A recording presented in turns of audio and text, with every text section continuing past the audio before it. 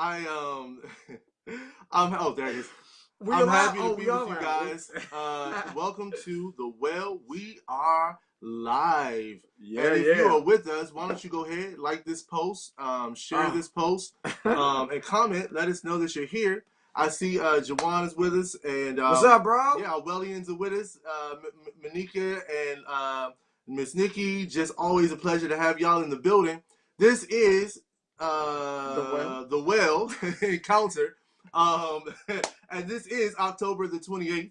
Oh man. And you were in the place to be. Oh man, brother Richard Bentham is on. Good to see you, my man. Always a pleasure to have you on.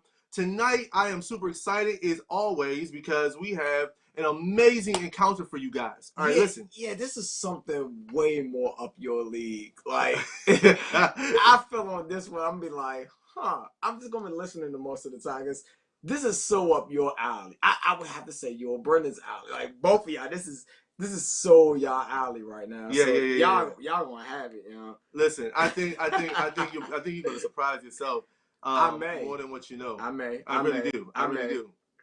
Listen, but I'm with it though. I'm with all the shenanigans. Again, if you guys are on, make sure to. Hey, Mr. said, let me grab the tea. Oh, you gonna need it, bro. You gonna need it. You gonna need it. Again, if you're on, make sure that you share this to your page. Make sure if you're on Facebook, share this to. Oh yeah, I guess we're bouncing the table. Sorry. Thanks, Nikki. First of all, if you pay attention to Instagram, that's the new slogan. Like they bounce around and they do certain It's things. true. You pay attention. It's true. Bouncing around is nothing. Like it's true. That's hype. So it's true. I feel like she's just trying to come for it. So let me go back. It's your boy, go back. Pastor Ramon, aka Pastor Ray, and you were on the Well Encounter live. It is October the 28th, and our topic for tonight is hate thy neighbor ... gentrification. Is that possible? I don't know. We're gonna have a conversation to find out. True. Okay. We're gonna have a conversation to find out. All right. And we have some amazing guests, as you saw there. Just a few things we always like to share with you. Our theme here, which is our slogan here, which is encounter, become, emerge, and share. Look, synonymous with encounter the well, become the well, emerge and share the well. Just like encounter Jesus, share Jesus, and become like Jesus. Hey, or encounter love, become love, emerge and share love. Look, you trying to go too far into this thing for no reason. I'm just saying. Brennan said this intro is long, so I guess we need to shut it down. Listen, everything that we do, I see it. Everything that we do should lead you down the path of the 5 P's. Everything we do, there's a path that we want to lead you down, and we hope that you can find one of those 5 P's. And those 5 P's would be peace, promise, passion, purpose, and power. With that, let's go ahead and get started because Brennan already done blasted us for taking too long. So let's go ahead and get ready to go in. Super duper Jackie. Miss Jackie, can you please bring up the panelists for us, please? Do you have your other phone? No. Yes. Okay. I do. All right. So while 3J's doing that, I just want to go around and take a moment to, so if you can see it, go a moment and introduce our super guest. We have one guest that will be joining us in just a few minutes. So if you saw the flyer and you're like, hey, that doesn't have all the people on the flyer, it's only because one of our guests is going to be on with us in just a few minutes and already has let us know that. But while we're here, Brennen B, why don't you say something to the peoples and just give them a good greeting? Oh, we can't hear you, man. It's always great when you mute yourself and you forget. I said, I hope y'all like the headband, man, it's me, Black at it again, Black at it to win, man. I'm here. I'm happy to have this conversation. This conversation is going to be an interesting one to me. But yeah, man, glad to be back. Glad to chop it up in the chats with the Wellians, we moving forward. Let's go.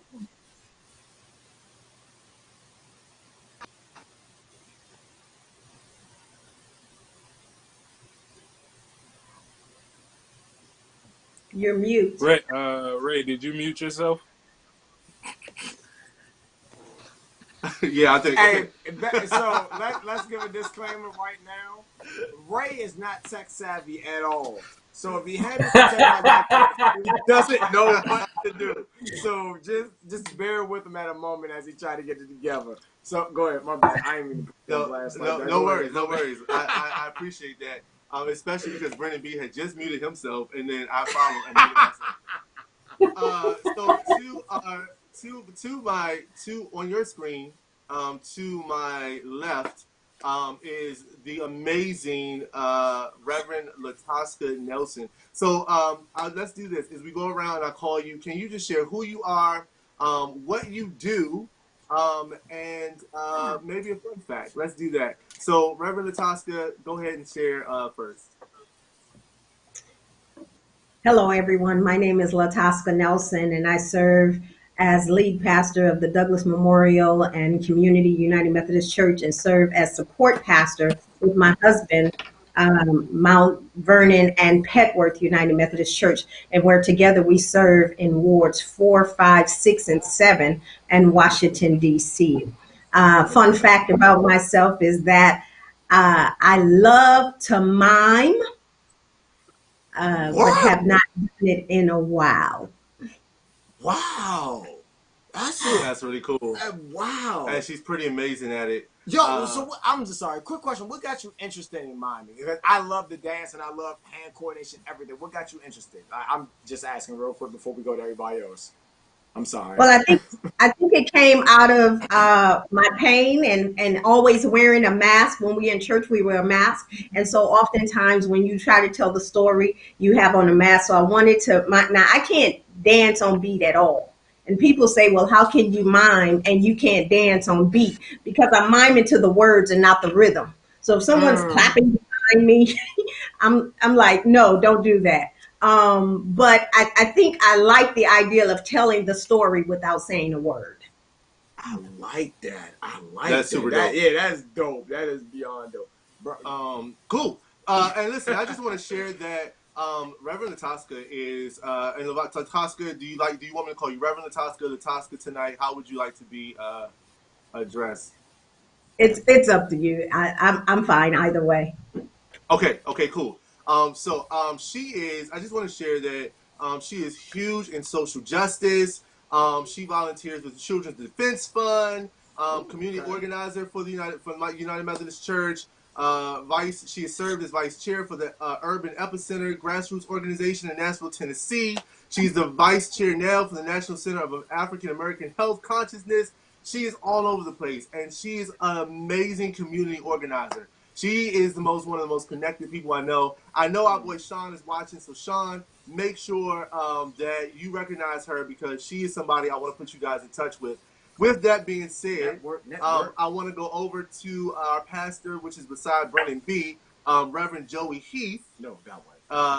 That way. Yeah, and Joey, why don't you share who you are, where you're from, and a little fun fact about yourself. Joey Heath Mason. I am the United Methodist campus minister at American University. So I spend my days hanging out with college students and trying to pretend like I look like I'm working or something. I don't know. What do you do on a college campus? I currently live in Silver Spring, but my fun fact is that I actually lived a block away from Douglas Memorial for almost 3 years while I was in seminary. Wow. Okay. Joey is super cool. And he also, when we did an event a couple years ago, the One Love event, Joey was one of our speakers. And since then, I'm telling you, me and Joey are just cool. I think one of our first times together was a Panera Bread encounter. He's just he doesn't think he's cool, but I think he's cool. So I'm gonna go with he's cool. Let's go over to the other corner. Listen, these folks right here are part of the Well since its inception. So that's Derek and Karen. And so let's just share. Derek, Karen, why don't you share who you are, what you do, and a little fun fact about you both. Hi, I'm Derek. What I have been doing for the last 7 years is finishing a PhD in physics, but I finished that in August, and so I have been slowly figuring out what I'm doing next. And then this is my wonderful partner, Karen. who Hey. we have the distinct pleasure of having two children together, and all the ups and you got that's a great picture. Look at that one. I love that picture. Beautiful. I love it. Yo, family dynamic. Love that picture. That was when I graduated undergrad. Alice had just been born. She was like a week old in that picture. So that's a great picture, a great memory. She should. And then I guess I don't know what's a fun fact about us. We here's a fun fact. This is something that I never would have thought. But I have read more books during quarantine than in a long time, because one of the things that Karen and I started doing together is listening to audiobooks, but just like all the time. So like I was finishing writing my thesis, and I'm like writing the audiobook on, and we're just hanging out. So audiobooks are our jam. Is that really fun? It is fun because I think I'm having a great time. Yo, I think it's amazing. It is amazing, but let me ask this question. This might help for the fun fact. I know you all, and I know a lot of people don't. Like, in your household with a physicist and a former psychiatrist together, like, does that ever lend to interesting conversations? Well, so that's one of the things that's maybe also a fun fact about us, is that sometimes people will come up on us talking, having a conversation, and go, "Are you guys having an argument?" Yeah. And we're just looking at them like, "No, we're just discussing something." Like, yeah, we're animated, we're discussing it, but that's not an argument. Okay, that makes So sense. yeah, we get into discussions. That's super cool. That's super cool. Well, and listen, last but not least, your left. To left. That way. To our left, my left. Yeah, to my left is the Reverend Dr. Joe Daniels, who's on. And Dr. Joe, we are just sharing a little bit. We're sharing who we are, what we do, and a fun fact. Joe Daniels is my name. It's great to be with y'all. I serve as a pastor at Emory Fellowship. Emory United Methodist Church. We affectionately call ourselves the Emory Fellowship. I have been there for, I just started my 30th year. It's the only church I've pastored. I've had a lot of fun there. Fun fact about myself, I am now a grandfather. I'm loving every minute of it. And the coolest thing, so my son, who's there to my left, boy, that picture's a long time ago. my son, I'm like, where y'all find that picture? Lord have mercy. My son got married. I'm father of two. My wife and I have been married for 36 years. I just left them in Arkansas, just got back today. And the best thing was feeding my granddaughter yesterday. That was so much fun. Yesterday she turned 11 months old, and I'm sitting there at the table feeding her peas and beans. And I'm telling you, there was nothing more enjoyable or fun. And I know there was nothing more enjoyable or fun than feeding an 11-month-old and having fun, making faces, laughing, and just, oh my God. He made me look forward to being a grandfather. Oh my goodness. I'm loving it. I'm up here making, I'm like this. I'm like, whoop. I'm just having all kind of fun. I'm like, this is life. This is life right here.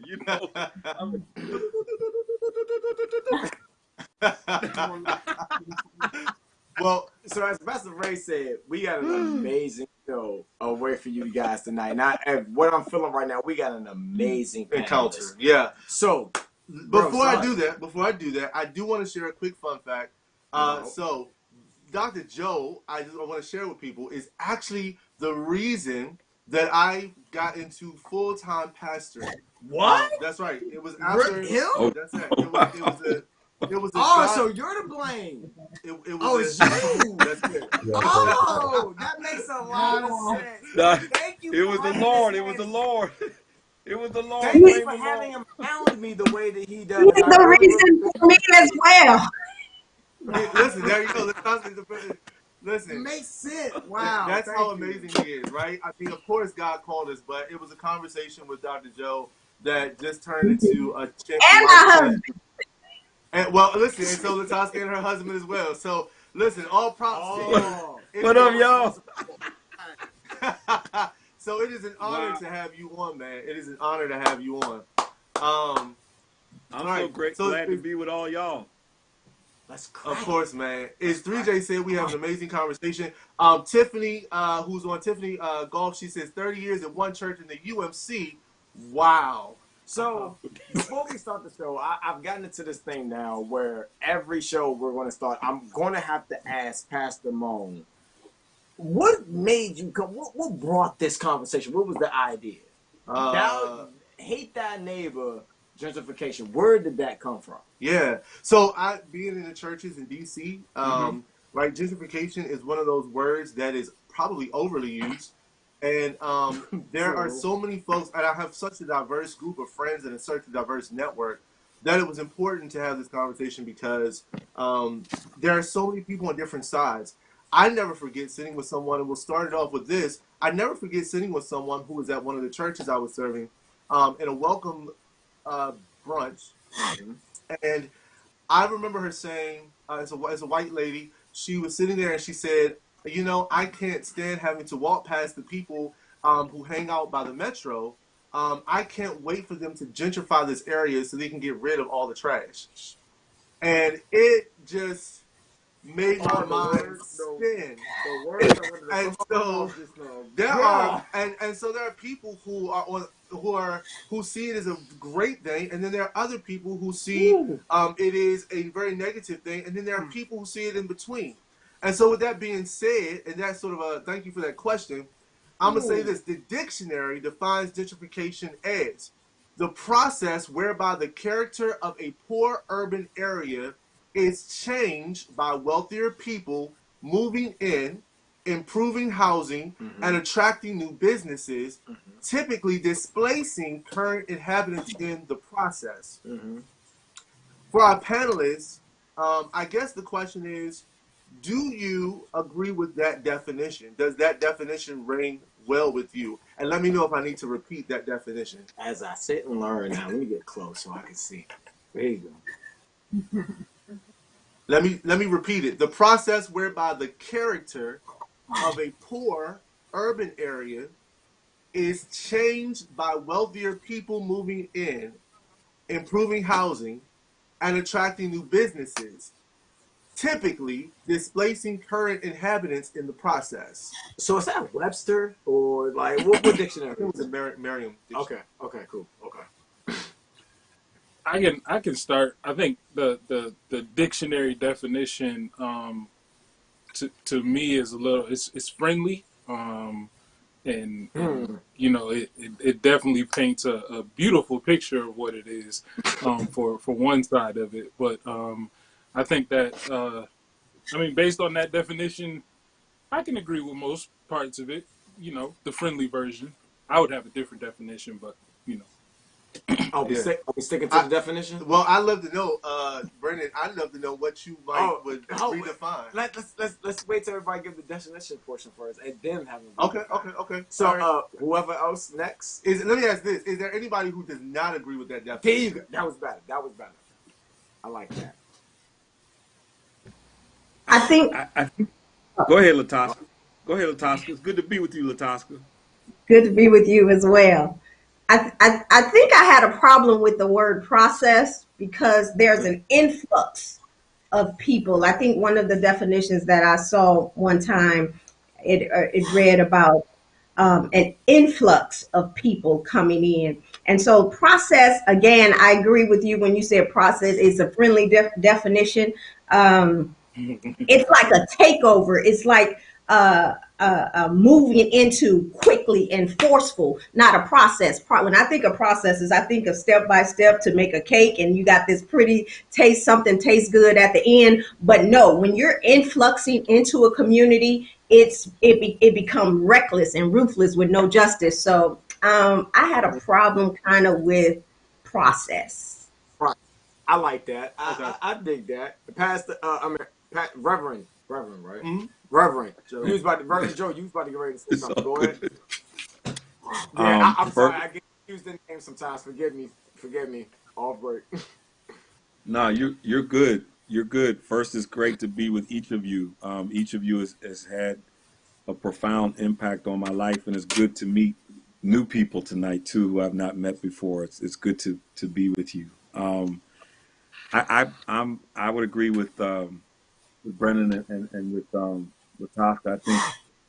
I think the definition is safe and it's incomplete, and I think it to the theme tonight of hate thy neighbor. I believe it creates it plants seeds of hate because not all wealthy people moving in someplace, not all wealthy people are bad or evil, but it Great. gives the sense that, well, if I'm wealthy and I want to live in a certain place, that if I live here and bring my lifestyle with me, that all of a sudden I'm a bad person, and that's not the case. But to Lataska's point, it's an influx, and in DC, it has been a total wealth takeover. And Okay.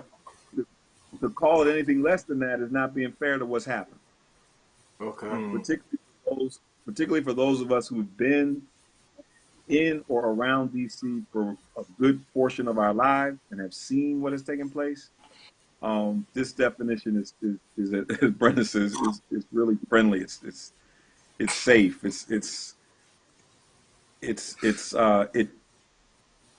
It doesn't tell the truth and it doesn't promote love. Mm-hmm. Yeah, I would agree with that, and I think my initial reaction to the definition was how much context it was lacking. Right, Yeah. because I've had conversations with people from other countries who've asked me like, well, isn't gentrification a good thing? And I think maybe in different contexts, maybe different communities, different countries where things are thought of differently, your definition of gentrification, with some tweaks, maybe is good, but then in the context of American society, American history, even just history of housing patterns for the last 20, 30 years, without those contexts, the definition of gentrification, I agree, is bland. It doesn't say anything. It's a bunch of words that jumbles together and that's it. So Yeah. that's kind of my take on it. Okay. Yeah. Anything? You don't have to. I just don't want to move without asking. Yeah, there we go. So I think for me, one of the things that so I just moved to DC about 2009, so 12 years ago, and that's probably when I first kind of experienced any real gentrification. I grew up in a small town in South Georgia that looks pretty much identical to the way it looked 20 years ago when I left. So, and plus and it's South Georgia, so redlining was a county-wide thing, and there was I lived in the white part of town because I'm white, and that's just kind of how things are in South Georgia. But coming here, I learning about gentrification and kind of seeing as more than just a word. Gentrification kind of has this negative connotation that I don't think the definition gives. Because I think you can have economic development that's not gentrification. Yeah. And economic development is a good thing. Gentrification to me sounds like pushing people out. Okay. Okay, I like that. Yeah. All right. Okay. I think that's interesting. Which it is. Gotta get See, heated. I see It that is. Sean Michael Wilson, yeah. Well, Sean Michael Wilson, who's on, says we are seeing in DC that it isn't just poor people, but hardworking middle class blacks are often being displaced. Miss Nikki says in Atlanta they've definitely been throwing up houses, but um, that are starting off only for people who can afford 400,000 plus or 55 and up communities and changing the areas. I like to ask with those sort of lead-ins, and again, if you're watching, make sure you like this, make sure you share this on your page, share this in text messages, share this to your folks. Get this to the people in general. But how have you all interacted with gentrification? Have you felt the impact of gentrification in the areas that you live or pastor in, or what has that been like for you? What has your personal experience been like with gentrification? Well, one of the things I was going to say about the definition is it says change, whereby it's changed. And I don't think it quite grasps the idea that not just changed, it's like it's gone. You know, like that the neighborhood or, you know, neighborhoods change over time, but the character of a place is just gone. Um, my I always wanted to live in DC since I was a little kid because my aunt and uncle lived at 13th and Mass and South Since like Beach. 1971. Yeah, they bought their house for $17,000, and there were chickens in the basement. And when I was visiting when I was a kid, it was like you do not even go out to the car without, you know, like someone there. Like, you know, there was a lot of like drugs, like crack on the corner there, like right, you know, just like right by her house and everything. And you know, a lot of my cousin's friends wouldn't go there to visit. And like in the time since I was a little kid, and I was like, I want to live here. Like that neighborhood has changed so much. To the point that like my aunt is like I don't um it's not even like the same place anymore. Like Eastern Market has like a Sephora, you know, and like it has a Trader Joe's, which I'm not saying Trader Joe's is bad, but like that's Eastern Market, you know, like why do you have a Trader Joe's at Eastern Market? Like that is not supposed to happen. And I mean, it just completely takes away from the whole point of having Eastern Market and like the whole, and so I don't think the thing about gentrification is even so much about like it changing and attracting new businesses. It's more like the way that just like completely replaces something that was like so rich in its own character and history to begin with. Okay. Yeah. So that also kind of rolls into kind of our personal experiences because we moved here in 2012, and we used to we lived with Karen's aunt and uncle for a couple of years, and I really enjoyed taking the kids to Eastern Market and experiencing like the free music, all the food, you know, all that stuff. I really enjoyed doing that. And I feel like it's less, like that specifically is not something that is the same anymore, right?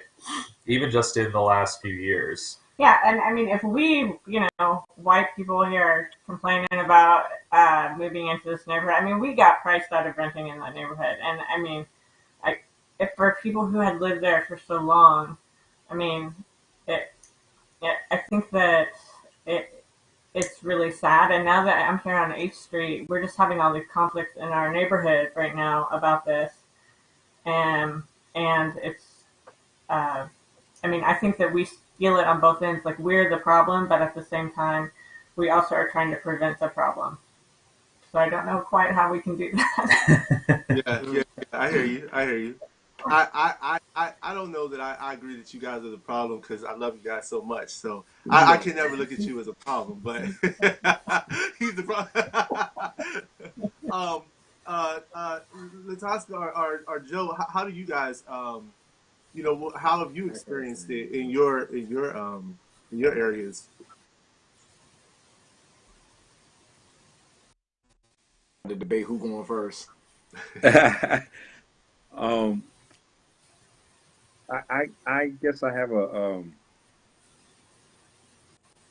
just briefly. So I grew up from the age of 14 in Silver Spring, right across the line from Northwest DC, and uh, so I remember DC when it was called Chocolate City, Mm.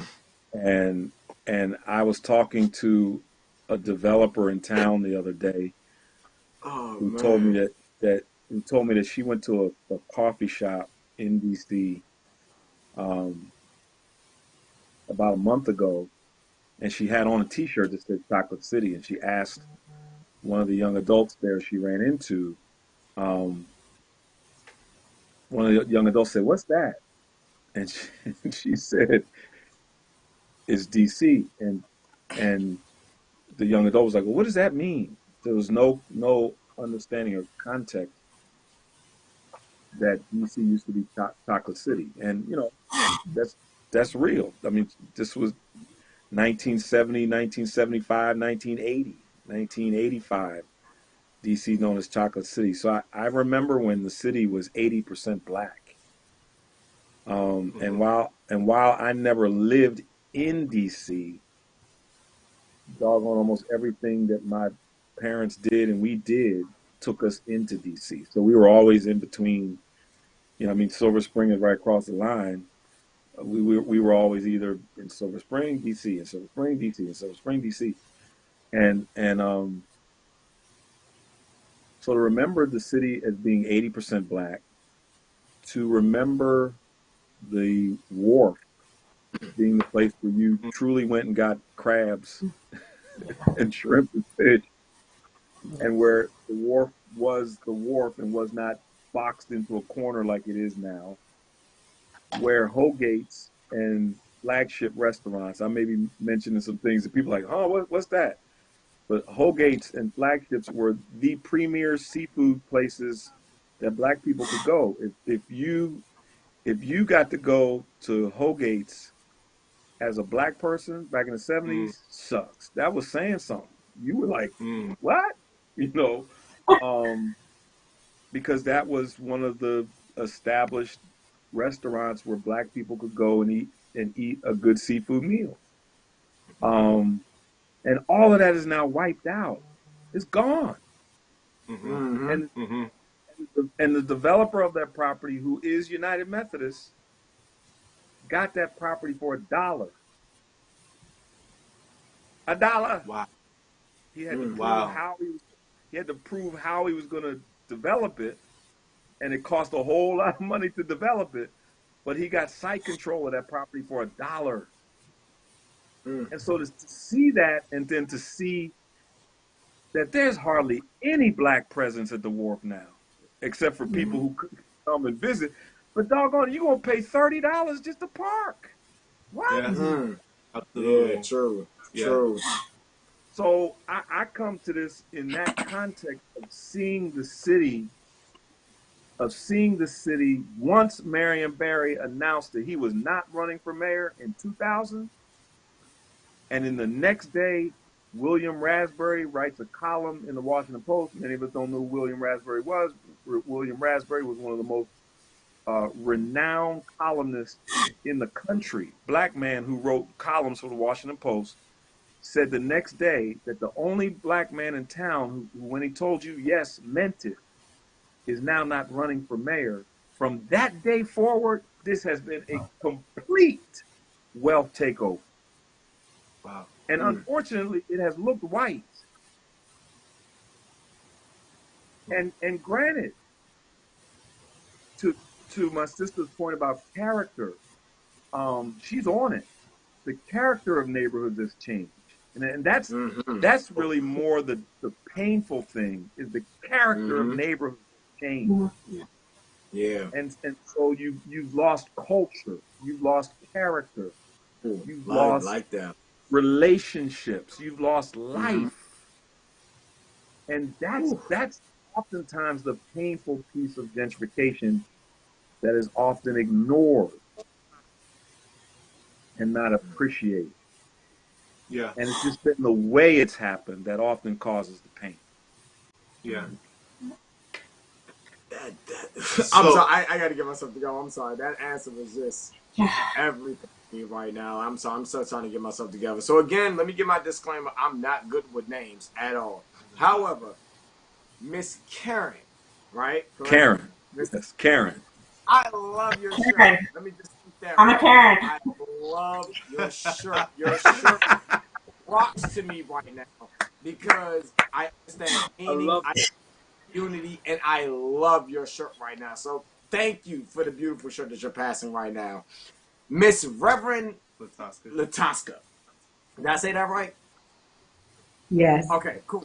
I bet. So do you So think that gentrification, so do you believe that gentrification enforces a form of racism or discrimination? And if so, can you explain why?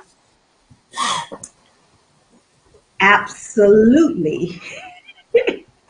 So is Um, that absolutely as in absolutely absolutely a it yes or no does. question or absolutely that it's too Absolutely, she said it does. got you. Okay. Absolutely, because you deal with different factors. You see, there's a social factor, there's an economic factor. I want to go back to that previous question. Um, Mm-hmm. gentrification, gentrification. I recognized before I left Nashville, living in Northeast Nashville or North Nashville. Mm-hmm. You That's where saw Brennan it. is, by the way. Oh yeah, that's where that guy is. That So one. so That's we were moving out, and so now in pastoring, I see it at Douglas Memorial. You see the area has changed from all. I mean, the history have changed, the dynamics have changed. mm-hmm. The experience of what's going on around has changed, and in Ward 7, where you wouldn't think it would change, it's Hmm. changed. My husband is in Ward 7. Ward 7 and 8, those are considered your most marginalized areas where the Black or the African American were in that area. But I can remember a couple of years ago, I was riding with a friend who was mixed. She was Caucasian and African American. So she and I riding down the street, and she said, literally, this is like the tales of two cities right there, driving down Minnesota Avenue. On this Okay. side, you saw That is white women, young white women in their 20s, walking their dogs, and on this side, they shooting craps and shooting dice and playing, and you saw that literally. And so that's when I, Pastor Ray, started looking at it and saying, man, how do we change this narrative? How do we change it from hate thy neighbor to love thy neighbor? Who is my neighbor? What does my neighbor look like? Is my neighbor worthy enough to continue or live in this area, although they're pricing us out? Who is this neighbor? Can we right here see the neighbors right across the street from each other from different backgrounds with a different social background, a different economic background, all of that? How do we do it? Yeah, mm. yeah. Anybody else want to tackle You know, that? The man. question's now open. Yeah. Y'all know me, man. I love to bring the bars to the group. And my boy, Bars, you know, J. the Cole. Come on, philosopher, J. Cole. the philosophical genius Jay-Z, Yeah. and lyrical Yeah. genius. You know, he has some bars in a recent poem. It goes a little something like this. He said, we started without food in our mouths. They gave us pork and pig intestines, things you discarded that we ingested. We made the project a wave, the projects. Mm-hmm. You came back, reinvested, and gentrified it. Took our sense of pride. Now tell me how that's free. Like, and Mm. that's the real of what happens. Like, even in the definition, the first thing is it changes the character, and I think brother Joe, my the OG, You know what I mean? I definitely share in him inspiring me to do some things in ministry, you know.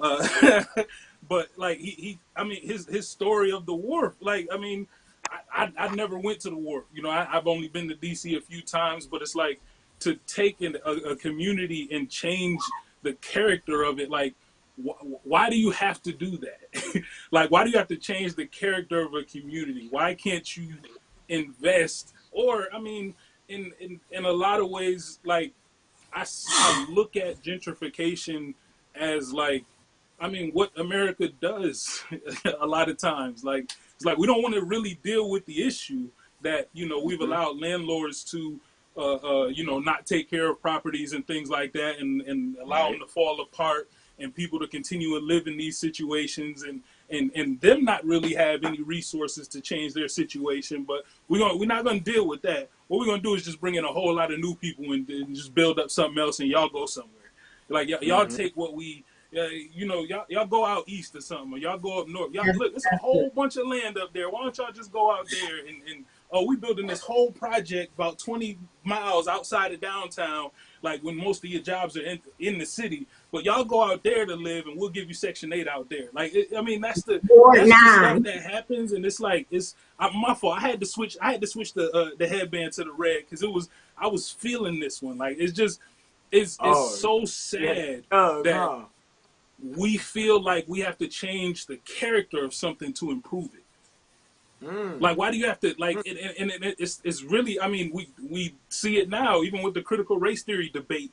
Like, people don't want to talk about the real of what's going on and what's happened. No, we just want to, all right, yo, it happened. Let's just move on. Let's just make it better. No, like, there's real stories and memories and things like that come out of these places that you can't just erase. Period. I don't care who it is. I don't care what community. Like, you can't just erase the things that were there to put up something so you can bring in some new people with some new money. See, you messing with me now, cause see, you messing with me now, cause my mother in high school, dated and was very, very close friends growing up with the founder of critical race theory, Derek Bell. So I come out of that, right? Wow. So yeah, talk, sir. Talk. There's a comment. There's a comment I just want to highlight. Miss Nikki, who was one of our Wellians, she's always on. Wellian. She says America was built on gentrification, i.e., the natives. I'm just saying. You going too far. And that's time. I just had to give you that comment. Look, you going too far to be starting something like this tonight, Miss Nikki. Come on, y'all. Like, Pastor lataska, you were about to. Oh, Karen. Well, both of you might be about to say something. Oh, well, I was just going to echo that, you know, because you can't take it out of that bigger picture. And I think the thing to always realize through it is that it's a system. It's a corrupt system. You know, the system needs to be redeemed. And the system isn't just, you know, it's not about necessarily like the individual people. I think that if you look at it that way, not only does it spread the hate or hate thy neighbor, which ultimately just separates us from God's purpose. But, you know, to think of it that, you know, this is a system of, like, you know, since colonization of this land here, since, you know, people were taken from their homes, you know, and treated like property, and everything was stripped away from them. I mean, this is about a bigger system that needs to be redeemed, and I think that we need to hate the system, not necessarily the people. Not to say we need to move forward, but in order to say we need to always be taking integration at the same time, like with everything that's happened in the past, and say this is always about the system. Joey, do you see? Or do That's you good. feel like, Look, hate the system. Hate is a strong word, but I'm with it when she said hate the system. I'm with that. Hate the system. God, the system. Woo, yeah, I'm still with it though. I agree. Joey, do you feel like over at American University, or just as you were coming up as a young person, like, do you feel like for school did we stop?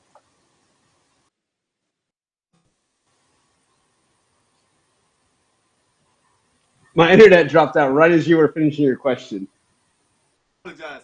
My question was: do you feel as though did you understand gentrification? And yet, do you think that the students who are coming into the city, do you think they understand gentrification?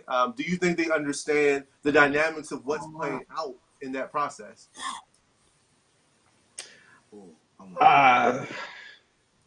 Some yes, some no. I think it's so first for myself, I didn't really, I knew I'd heard of gentrification before. I don't really remember having a whole lot of thought about gentrification before moving to DC. And I think AU students are a mixed bag. You get a lot of students from a lot of different backgrounds and a lot of different, it's an expensive school. So we have some folks who are coming, and it's still predominantly white. And so you're getting wealthy white folks. So automatically going to have a certain level of just probably not having been exposed to a lot at 18. But you also have folks coming from a lot of different backgrounds. So it is a mixed bag at AU. I wouldn't want to paint students one way or the other. But for myself, learning about gentrification, I learned about it because I saw it happen. So one of the reasons I mentioned my fun fact about living a block away from Douglas Memorial for that 2.5, 3 years is because I was there just before H Street really started to take off. So this was 2010 to 2012. There was a little bit of stuff happening. I remember when I first moved over there, people were like, "Oh, you moved where? Is it safe there?" And I'm like, "I don't know. I feel safe. Maybe I'm naive. I don't know." And certainly there was a whole lot going on in that neighborhood in 10 years ago, but it was still predominantly. Well, let me put this out there too. So we were renting a house. It was rent controlled. It definitely hadn't been updated in a long time. It was mostly seminary students who couldn't afford much, so that's why we were living in this house. My street was not fixed up. I think there was one house when I moved in that was fixed up. 3 years later, when I was moving out, the house was that the owner, the guy who owned it, who had owned it for, I don't know, 15, 20, 30 years, long time owner of it.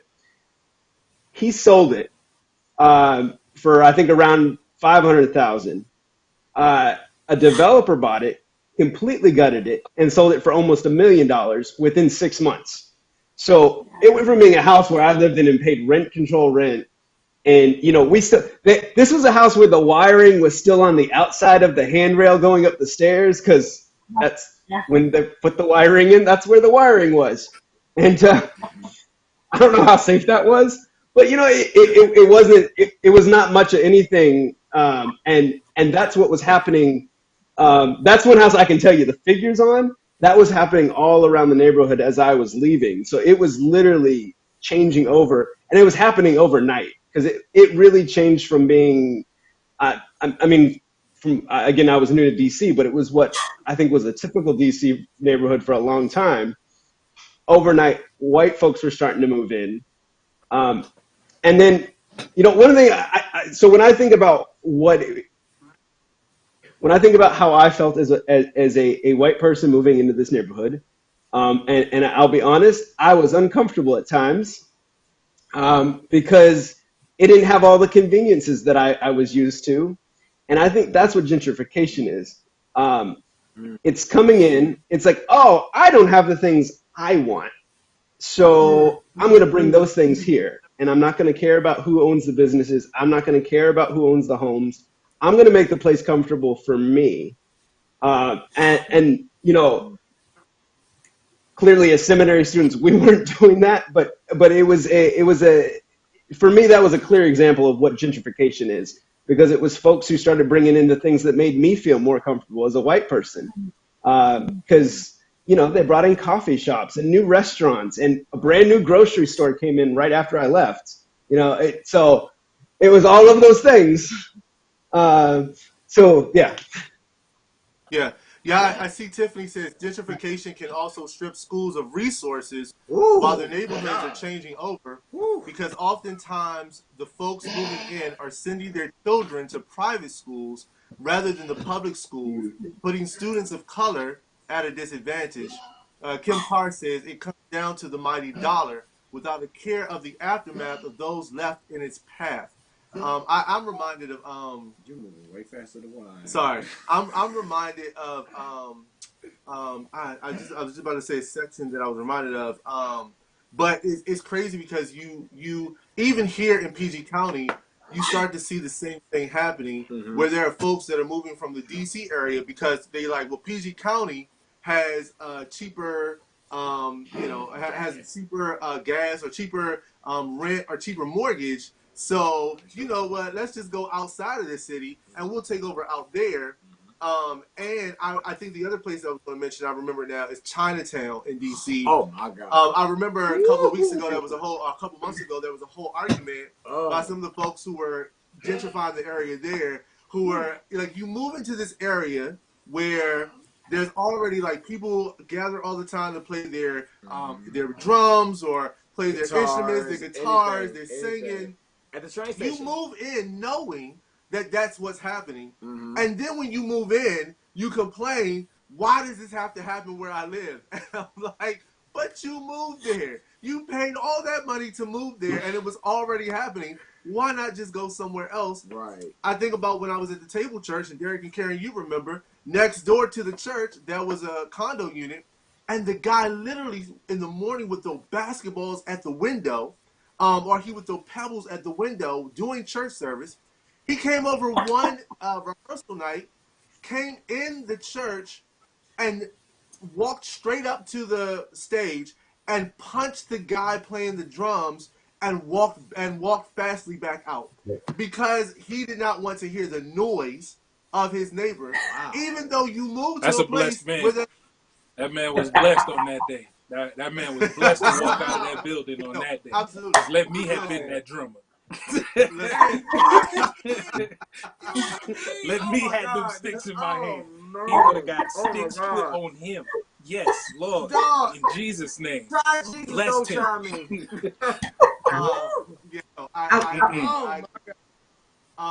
I see that Gwen comments on YouTube. I think some people believe that they are contributing one thing positive, not realizing the impact on the community. How do you inform people that this enhancement is not helpful or positive? And how can you guide them as to what they can do if they want to be helpful and bring love to a community? She said love that you're bringing up entitlement as well. I know 3J, you had a follow-up question. Shout out to Miss Kim Carr for Don't Mess With Us Drummers. Oh, shout out. Yeah, Kim Carr is always like, she's a drummer. And I love it. Yeah, I love it. So, shout out to whichever one between you or Brennan that ever came up with these questions, because this is actually an intriguing question for me. To the panelists, we ask, do you think that gentrification is an example in the Bible? And if so, how do you think us believers should move about that? And how should we look at that? Shout out to whoever made that question. I mean, it's one of you two, because I didn't come up with it. But, God, that's a good question. Like, shout out. What's up? Like, what do y'all think? Do you think that we see gentrification exemplified in the Bible?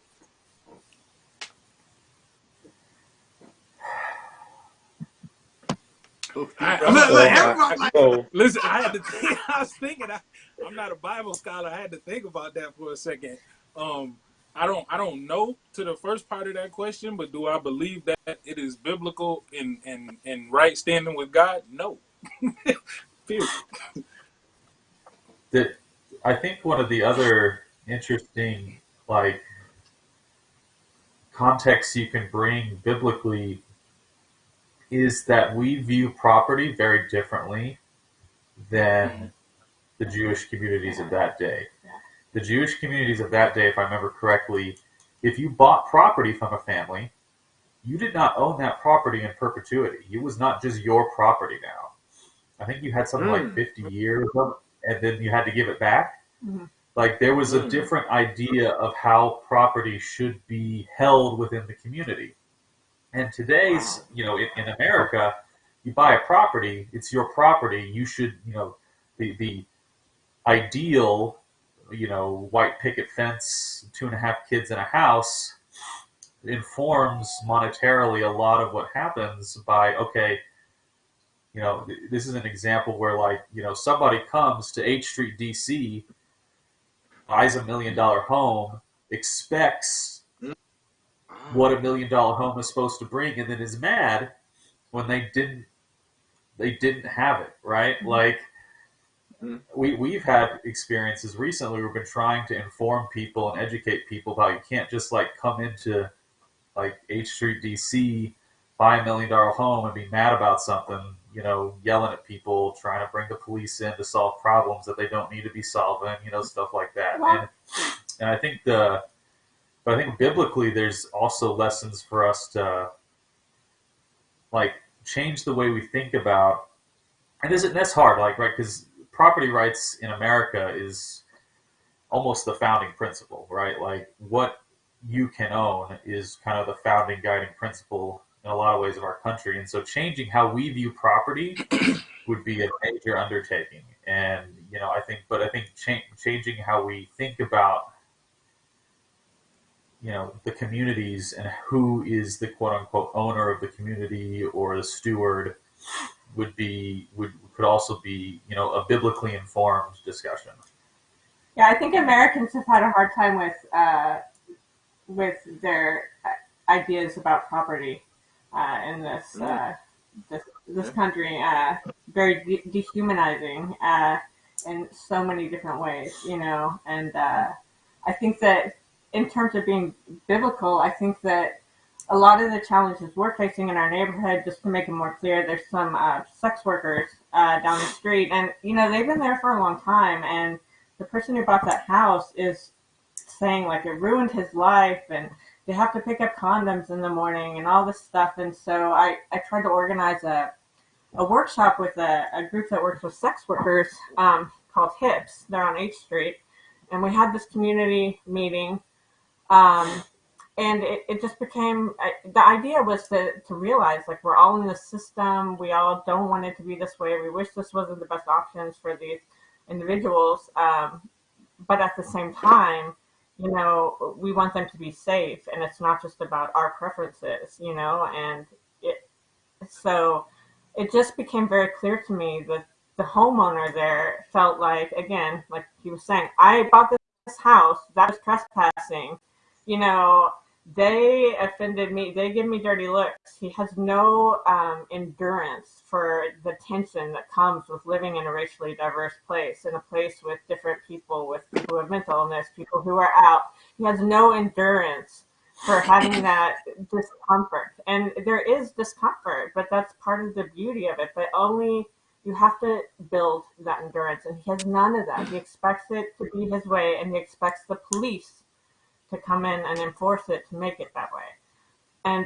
And meanwhile, it's causing him all of this personal strife, and it's ruining his life. And part of me just wants to say, you know what, if you could just let go of that, you would be a lot happier, because then you could see the truth and you could find some joy in the situation, and you could feel good that these people are using condoms to keep these women safe, It just will never happen. I want to Biblically, keep.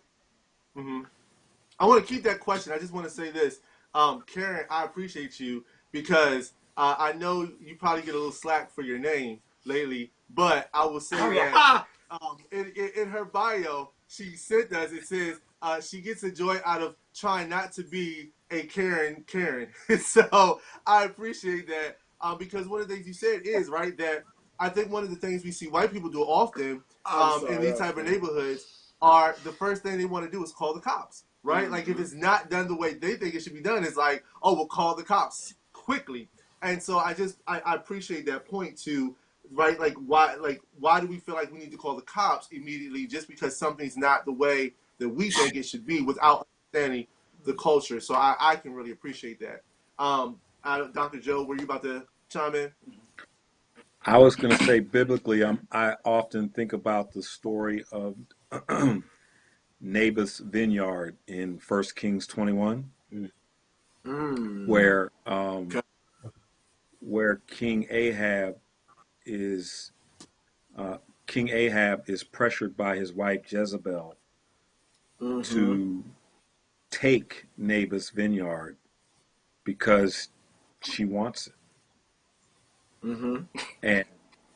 and Naboth says, and the text says, I refuse to give you the inheritance of my fathers.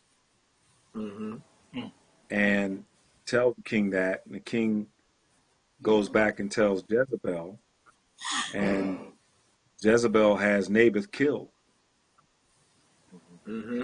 And this is how Jezebel ends up getting killed herself. But Mm-hmm. there's the taking of land that's not theirs.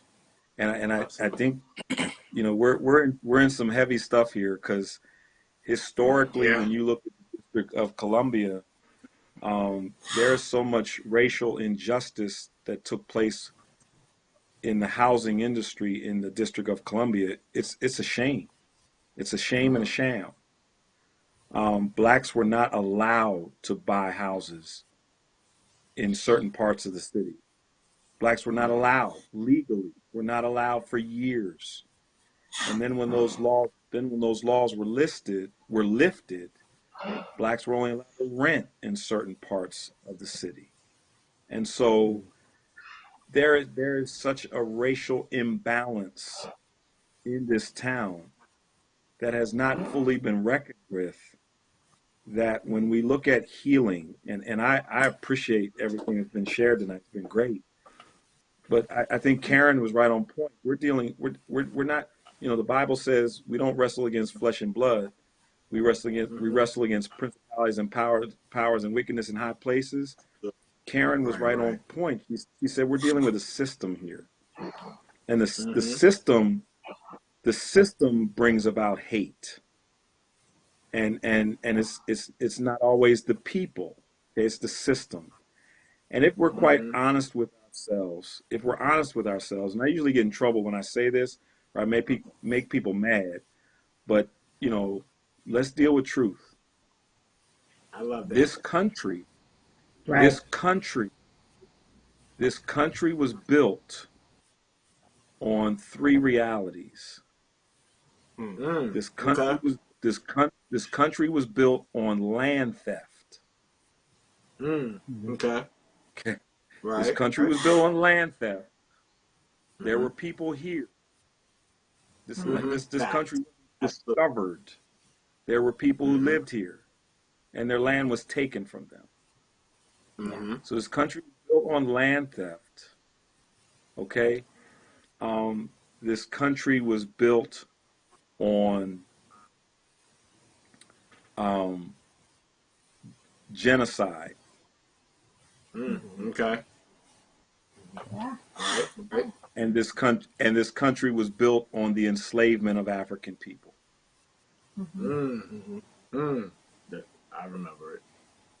And until the US of A, until the US of A honestly, fairly, and justly just deals with that fundamental truth of how this country was built and the system that emerged from it, it becomes very hard for us to overcome. Not impossible, because we see people overcoming it in remnants all across the country.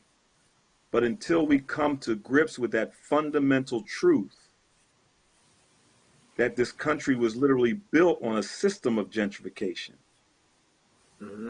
informed by land theft, genocide of Native American people, and the enslavement of Africans, then Mm. it becomes hard Mm. for us to really It did. resolve things that are going on that are oppressing people of all races in Mm-hmm. abominable ways. Right. Abominable. you say something that's really, really, really good here, Daddy, and I wanna appreciate this because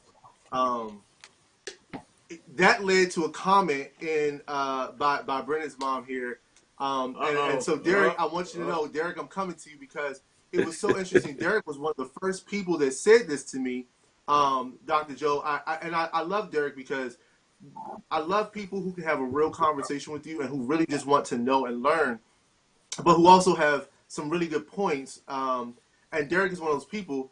We had this conversation, but in the comments, Brennan's mom says to fix this. To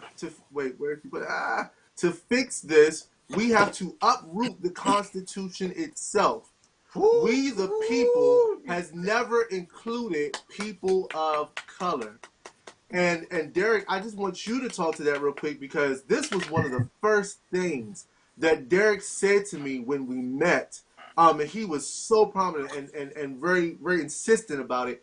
Derek, what does that mean to you when you hear that comment? Please, I would love. Well, so I completely agree with Dr. Joe on what he said, and the system being, if we're trying to change the system, if we're trying to change the roots of the tree, if we're trying to change the foundation of the house, that's the foundation. There's not another one. It's the Constitution. Right.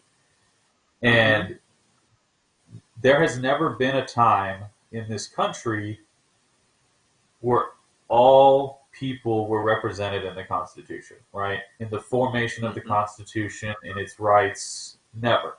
And we are aspiring to these ideals. We've tried to, but there was never a time where, you could honestly say that the people who needed influence and needed to be at the table were at the table. Right? And if you could actually sit down and bring the people who should be at the table to the table and you don't have to throw out the whole Constitution. There's some good stuff in there. But the systems that came from it can be learned from. We can take the systems that we've grew over the last, what do you want to call it, 400 something years since people have been, Americans have been on this continent, and learn from it and say, okay, we have parts of the Constitution that just don't need to be there, right? That needs to be thrown out, right? That's not working. You can take, but that's and that's the thing is I have adamantly, if anybody have ever asked me, what do you think needs to happen with this country? And I was honest with them, I would say, well, we need to rewrite the Constitution. That's coming from a veteran too. And I'm a veteran. I'm not I was in the Marines. I did 2 tours in Iraq in the infantry. I spent blood, sweat, and tears in support and defense of this Constitution. And I know lots of people. And you got a physics doctorate? Yeah, I'm a weirdo. It's okay. Shout out I'm a to you, weirdo. bro. Thank you. Just clap it up for you real quick. But I know lots of people across all aisles and who are unsatisfied, veterans who are unsatisfied with the status quo and would want to change it. And the reason fundamentally is that we realized that there were these things in these things we were trying to. Whoop, that's me. Sorry about that. My phone runs my life now. So I don't want to derail completely, but it's about what you want the foundations to be. That's really what it's about. Because at the end of the day, yeah, we can do a lot of fixes, we can do a lot of patches, and we can do patchwork, and we can write 50 amendments. But 50 amendments to the Constitution does not change the fundamental foundation of the Constitution, which I think Dr. Joe puts it quite beautifully, is built on theft. You were stealing land, you were stealing bodies, and you were stealing futures. And that doesn't mean that people didn't try to make changes. I'll give you an example that I feel like is really important. We were at the monuments on the National Mall the other day, and what really struck me is how prominent Thomas Jefferson's monument is compared to George Mason. George Mason wrote a lot of what is said in the Declaration of Independence before Thomas Jefferson even wrote it, like years. But George Mason, and yeah, you know, you can, and this is a hard, nuanced conversation, but George Mason is not really well known because he bucked the system. He freed all his enslaved people. Like, he walked the walk, right? He put his money where his mouth was, and he's just not the prominent founding father that he probably should be, right?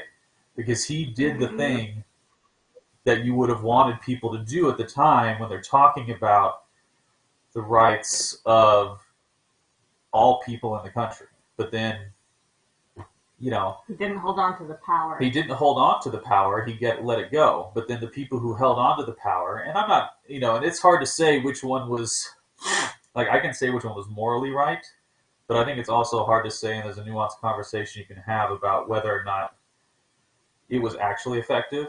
But then at the same time, we still don't remember George Mason in the Declaration of Independence, right? We remember Thomas Jefferson. So, you know, all I have to say and wrap it up is, as I said, I sometimes I'm long-winded. I apologize, but that's the thing, is like, these foundations of these systems, if you don't change them, nothing changes. Not really. I agree. It still says 3/5 in And there. see, and that's Derek, you're on some heavy stuff, because see, that's what January 6th was all about. Right.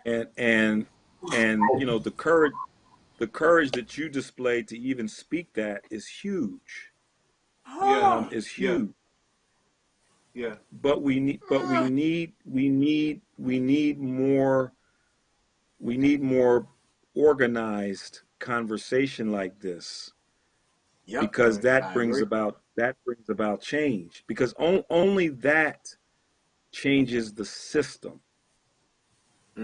Only that changes the system, and the system has to be changed. Agreed. Mhm. I like that. Most people don't know, real quick, Ray. Most people don't know that the average median income in the District of Columbia today, the average median income in the District of Columbia today is $120,000 a year. Most people are not aware of the fact. Most people are not aware of the fact that the average median income for a white family of 4 is $120,000 a year. Most people are not aware of the fact that the average median income for a Latino family of 4 is $41,000 a year. And most people are not aware that the average median income of an African American family of 4, all in the District of Columbia, the average median income of an African American family of 4 is $38,000 a year. So, because of what's happened systemically, this is systemic racism. Because of what's happened systemically, every year in the District of Columbia, you have an $80,000 wealth discrepancy. That grows. And so how do you change a problem like what we're talking about tonight if you don't get deep down in the weeds and start changing systems? I like that. I like that. Seems like Miss Lakeisha about it. Lataska. Yeah. Well, that's where I want to go. Lataska, you are an amazing social activist. Yes. You are doing work in the grassroots level, and you've always done that since I've known you. What say you on how do we then, and I'm grateful for all of you for this conversation, what do you say about how do we then build that grassroots, how do we attack this problem? How do we begin to dismantle this system that we talk about of gentrification and Everything. of everything? Yeah. And please, if you're watching, please like this, comment, let us know you're watching, share this to all of your community. But yeah, Lataska, I'd love to know what you think about that. I know we're getting ready to close in a few, but I have to ask you that question. Yeah, please. Yeah, I want to say that yes, in changing the narrative, we want to live in those neighborhoods as well. We want to live. We want you to fix them up, but we want to stay in. We don't want you to push us out. But I think being involved, being involved on the grounds, sharing stories, helping people to share their stories and lift them up, but also being a voice for the voiceless, making sure we are encouraging them or having conversations, as Dr. Daniel said, like this, to begin to have people share their stories so that they can speak to the powers to be, speak truth to power, those that are making decisions, but also letting them know the power they have within. Being able to come together on the grassroots organizing area, being able to 1 plus 1, that's 2. Then 2 plus 2 is 4. So being able to get them to understand the power they have when they speak as a collective voice, with the people that are making those decisions. That would be part of it, and making sure you show them how to get involved and sharing resources and things, because if not, you will be in War 9, pushed out. So those are some of the things. I'm gonna read it. I want to read this comment. I want to answer here, and then I have one last question. Winford Washington on YouTube says, how can you bring a group of people together that can agree to disagree no matter race, ethnicity, or culture? And then he says, 2, how can we get the people interested in gaining knowledge to elect the right people? Winford, I'm glad you asked that question. Let me answer your question. That is exactly why the well was the vision. So I decided in ministry, we had not I'm sorry. I'm just finally glad. I'm just finally glad that you finally acknowledged that you did it. Thank you. No, you got it. But I want to point this out. Literally, I got tired of even the system of church, because unfortunately, in the system of church, sometimes we have a power struggle of, it is, I am the pastor and I want you to hear me preach, but I don't want to have a conversation because that gives you too much power to have dialogue. So it is really about me. And I wanted to form something that had conversation, because I believe the best way to see God is through conversation. How else, right? The Revelation says they will know us by the power of our testimony. And so our testimony leads people to deliverance. It was Derek and I being able to talk about this very same subject that led us to be friends, though he was white and I was black. And so until we can formalize things like this, and I think Dr. Joe spoke to this, Latasha, oh, yeah, I'm free. Okay. Conversation is such a big part of us moving forward in this country. And until we're willing not only to have conversation, but I think there's a stigma that in Christianity, you have to believe everything else that someone else believes in order to walk hand in hand. You don't. You can disagree and still love somebody. And I think that's also why I want to make sure the well has people that are diverse. We've had white people, black people, gay people, straight people, trans people, rich people, poor people, middle class people, and we have disagreed, but we always get off, and there's always a new network created, and there's always love in that network. And so I get a little. I know I get a little. I know I get a little fired up about this conversation. But to me, that was what the well was built on, was a platform where we can have these type of dialogues that I don't think churches often are having. I don't think communities are often having, because they don't have a place or resource or center to have those conversations. And so I would love, if you're watching, for you to share this. That's why we want you to share. Because these conversations are important. And you get to see senior citizens, seasoned saints, young people, middle-aged people. You get to see all of those people having that conversation. I'm sorry, Kim, I didn't mention Asian people. Yes, we have Asian people as well. But that is a part of why we want to have this platform, so that there's more conversation like this happening. And I think that it's time that we move away from all those systems of power that try to monopolize and keep you in a place Yeah. that is power hungry. Yeah. And we've got to revolt against the system, but the best way to do that is by numbers. Yeah. Right? Yeah, And so yeah, that is why I yeah. really wanted to make sure this community grow. And I'm grateful for people like Brennan who has encouraged me to keep moving forward. I'm grateful for people like 3J who allow me to vent about those systems more than what y'all know. And when I'm in my moment, We had a call earlier today, didn't we? Listen, okay? And when I get in my moments of doubt that this is the right thing, they are the people who encourage me and say, Nope, absolutely not. You have to keep going. You gotta You do have it. to shout for it because it's necessary. And so I just want to reiterate to my friend and my brother Winford, I hope that you will join us as a Wellian. I hope that you join us so that we have more conversations like this. And I think that is also how you get people interested in gaining knowledge to elect the right people, because you have, like Lataska said, grassroots movements like this. Mm-hmm. To me, I don't create ministry, I create movements. And that has always been something I believe in. So that you don't. Let me just say this: it'll start with one-to-one relationships, and then inviting them to conversations like this. Thank you, Dr. Daniels. Talk it. Yeah, I love this. Woo! Absolutely. Sorry, I go off on tangent when I see that, but I love those type of questions. My last question is this, or our last question is this. And let me just say this again. Thank you guys for being here, because you all are amazing. As I told you in the beginning, I knew this one probably would go a little over time. Thank you to super producer Jackie at the Amplify Network. Voice of God. Us to be on. She's the person behind the scenes, manipulating and doing things.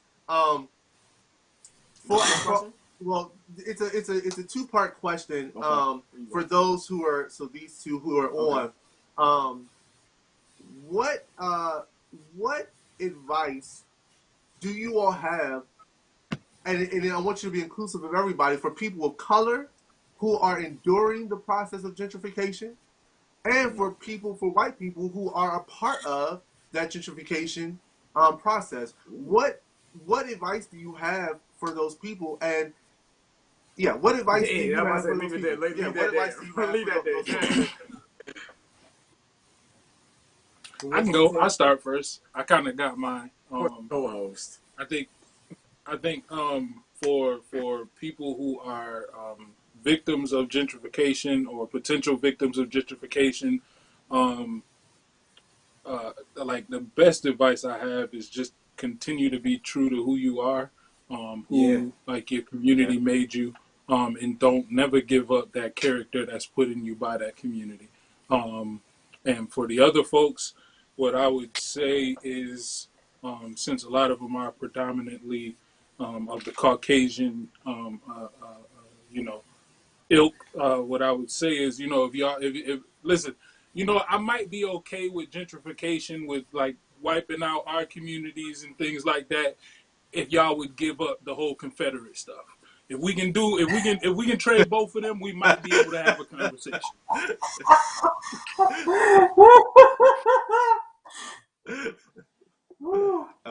Yeah. Yeah.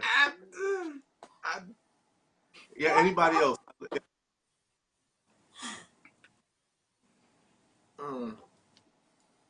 Joe, you look like you're about to say something. Well, see, I have kind of two thoughts. One is actually right along the same lines of what you were just saying. So what we saw on January 6th, that was just the latest battle in the Civil War. We're still fighting the same exact war for 150, 160, however many years it's been. And so we have to find a way to actually end the war and stop fighting. Because frankly, we're never going to find a way forward until that's over. Specifically for white people who are finding themselves in situations where they are gentrifiers, ask yourself a real hard question. Am I taking? What am I taking from others? What are the ways that I am taking up space? What am I taking opportunity? Where am I taking up business? Where am I taking? And ask yourself, do I think God wants me to be taking? And why am I not giving? Because I think, it's really easy to sit back and say, oh, this gentrification thing, Well, I'm not the problem. You know, I'm not the issue. But the truth is, if you're a white person moving into a neighborhood that's predominantly people of color, you're part of the problem. You moving to the neighborhood automatically raises the value of homeowners or home values. That's the first I've ever. It's true. It's not right, but it's true. You're part of the problem. So the question is, how are you going to stop taking and start giving? Woo. Outside that. I would. Truth. Woo! Oh, Wow. Like, I, that's the hard truth. yeah. Oh my God. Now unto him who is able to keep you from falling. Oh, oh man. Yeah. I forgot what I was gonna say after that now. Yeah. That got real quick. Yeah, I just Cool.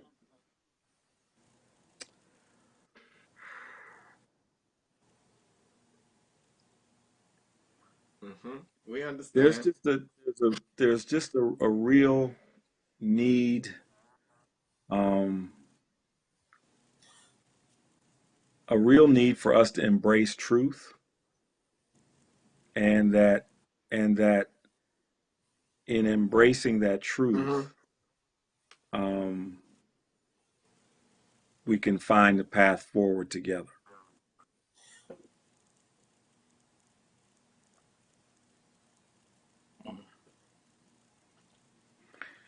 And I'm Joey made me forget the other part of what I'm gonna say. If it comes back to me, I'll say it before we close. But That got um, real. That got real quick.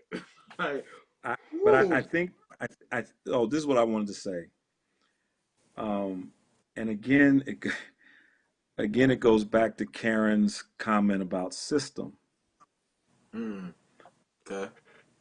I was asked to teach a workshop at Foundry United Methodist Church probably about 4 years ago now on gentrification. And as we were talking, and the audience was predominantly white, what really struck me was that while displacement has a black face to it, displacement also has a white face to it, Okay. which really again points to the system.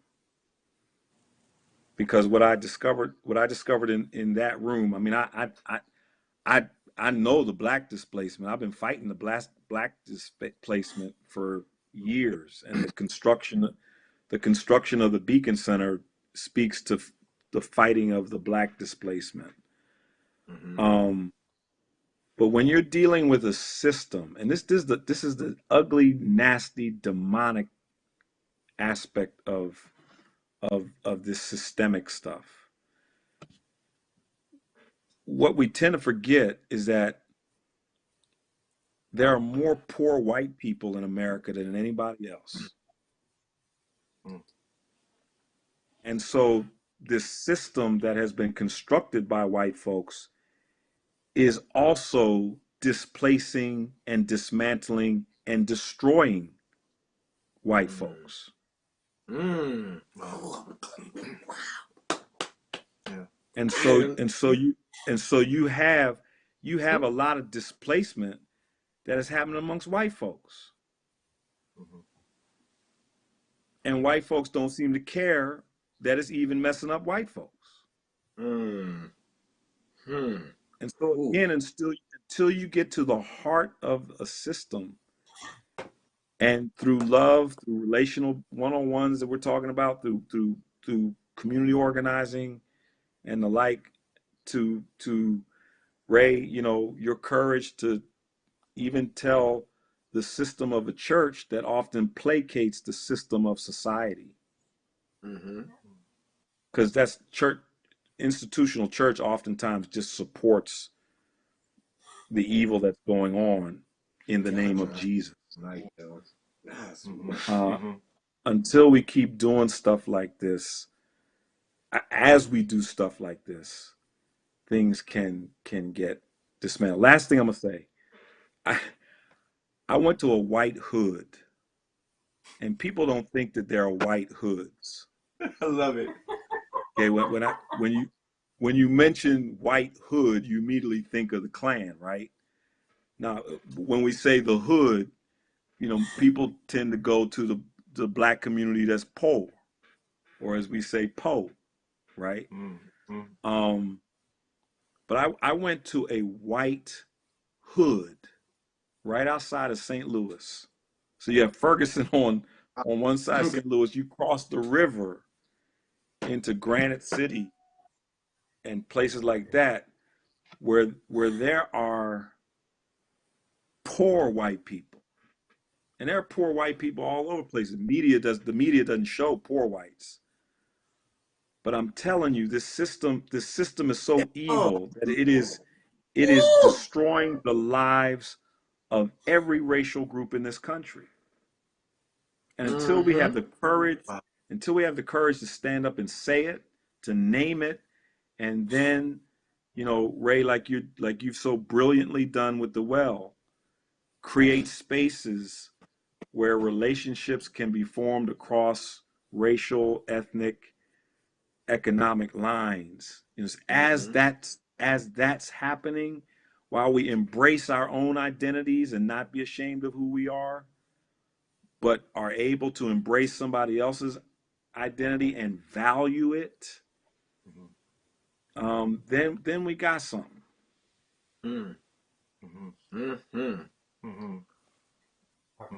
That brings a tear to my eye, but I'm a white lady, so that's not, too uncommon. We're always crying.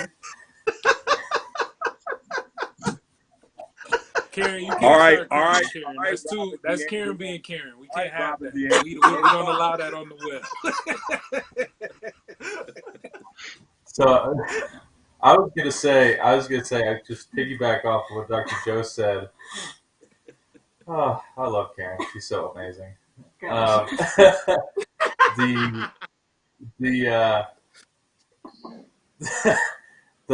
it was W.E.B. Du Bois who coined the phrase the empathy gap, and I think especially people who are gentrifying, but I think everyone needs to check their empathy gap and figure out where their empathy gap is to close it, to bring us together, like Dr. Joe was saying.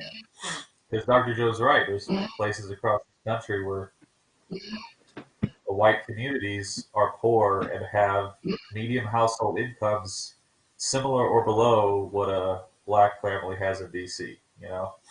So there's the system is trampling everybody, and I think the advice I have is to just constantly be checking your empathy gap, making sure you're actually reaching humanly out to the people who are around you. I like that. Yeah. And then, please. I was going to say regarding the system being the lie. I mean, I get a lot of this from Walter Wink, and he was like a guy who was like a big activist in South Africa ending apartheid. And one of the stories he tells is about this woman laying in her bed. She's a trained clergy person, and she hears someone break into the room. She hears them in the room with her. She's lying there in bed. She's all alone. But she's well trained, so she says to the person who's broken into her house, she says, "How was your day?" And there's silence, and eventually he's like, "Not so good." And he starts this conversation, and then eventually he says, "I don't have a place to sleep." She says, "Well, you can sleep on my couch." So basically what happens is there's no violence, there's no stealing, because she had empathy for this person. But that only happens once you take violence off the table. Once you say that violence is not an option, once you say that calling the police, I don't mean to say that the police are all like everybody in it is coming from a bad place, but you know the when you take violence, when you deal with it, I think the idea of like talking to someone like as your Christian, another Christian, and settling it out of the courts. I mean, even just has to do with the fact that you feel like you can talk to that person, and that once you take violence out of the picture, you start to think about other ways, and it becomes the reality that you have to actually deal with that person as a person, because the lie is harmful to all of us. The lie that these material things, that property is going to make us happy, the lie that that's what everything's all about. I mean, we all know, we've all read, we all heard a million, you know, sermons about how that is not what Jesus teaches, and that those things harm all of us, you know, because that entrap us all in this big system of the lie, and we can't be happy if we don't know the truth, because we can't be free. So I guess my advice would be just take violence off the table. And lataska, I'd love to hear from you real quick. I will say my godfather puts up powerful killer bees. A lot of bees can bring down an elephant. A lot of people can bring down a system. Wu-Tang. Oh, no, I'm just fine. Because he said killer bees. So Killer bees. I thought Wu-Tang, so my bad. Lataska, I'd love for you to close us out with your thought. I'm glad we're ending with the system, because although the term gentrification was coined here recently, you always had rich, poor, just or unjust. You always had right and wrong. So I'm glad that we're understanding that there's a system that we need to fight versus fighting one another. Mm-hmm. Absolutely. Yeah. I cannot tell you guys how much I appreciate you all for being on. I admire every last person. We admire every last person who has been a part of this panel. You guys have been phenomenal. I've learned a lot. And yeah, it's been amazing. Just a few quick things. Listen, please, if you're watching, make sure, even if you've watched this 3 days later, 10 days later, make sure to share it with your networks. Yes. Share it on Facebook. Yes. You can take the YouTube link. You can share that with whoever. Text it to them. We encourage you to follow us everywhere. So if you're looking for our social media, we are on Facebook and Instagram at Encounter the Well. Both on Facebook and Instagram. I wouldn't even say follow us, son. I would say be a part. Join us. Yeah, right. join us. I would rather you join us than join us. Follow like that. I appreciate it. You can go to the website www.encounterthewell.org. That's our website where you can find out more about us. That'll be changing as we shift through seasons and we bring new people in. We've got a lot of folks we want to engage and bring in. Also, if you want to give, listen, it takes money to move this type of thing, to create this type of movement. We aren't just trying to get the money to pay us, even though we would love to make sure we could pay some of us. We also have to pay the Amplify Network, for example, for being on. Super producer Jackie! And so, who we probably have to pay a little extra for being on late tonight. But please text to give any dollar amount to the number 84321, just like it is there in the picture. If it's $5, we appreciate it. If it's $100, if it's $1,000, we appreciate it. 84321. And we would encourage that you not only give once, but there's an option for you to become a recurring member, a recurring giver. That just means you can give every month, so that we can continue this type of programming. We would love for you to give and to be a part of this. But most importantly, we want to partner with you. So lastly, a shout out to my brother Winford, who actually said, he asked the questions earlier. He said, actually, to correct me, this is my second opportunity to watch The Whale, and it will not be my last. I will be sharing this platform with my community, both young and old. Coming from Baltimore, we know gentrification. And so people like Winford, I want you to know you are appreciated and loved by us. To my sister Nikki, we will definitely be getting some merchandise at some point so that we can start to share people our shirts and our slogan and all that good stuff. And again, just please make sure you share this with anybody who is a part. Again, from the bottom of our hearts, Pastor Joe Daniels, who's doing an amazing $50-some million project in D.C. who is creating the spaces for people to be at. Pastor Lataska, who is over Let me hold different some. churches in the DMV. Pastor Joey at American University. American. And Derek. I'm sorry.